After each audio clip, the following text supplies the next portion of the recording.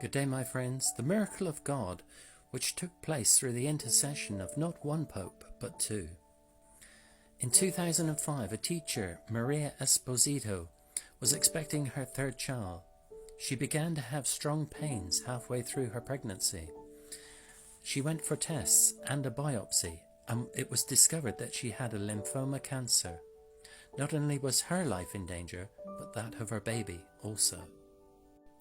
The woman's husband began to ask St. John Paul II for his prayers of intercession because he had recently been buried in the crypt in St. Peter's. And a few days later, the husband had a dream in which John Paul II came to him, and he said, "I cannot help you, but pray to this priest." And he showed him the image of a tall, thin priest, and he said, "He will help you." The husband did not know who the priest was.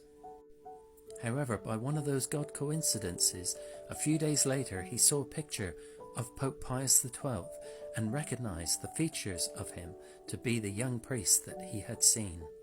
He began to ask Pius XII for his prayers of intercession, and something miraculous took place.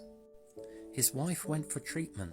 It was to be one of many, but after the treatment the doctors examined her and found that her lymphoma had completely vanished. They could not understand it.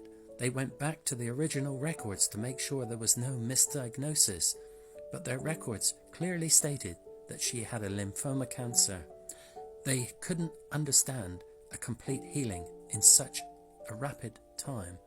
They could only put it down to divine intervention, but the mother and the child were doing well. God bless.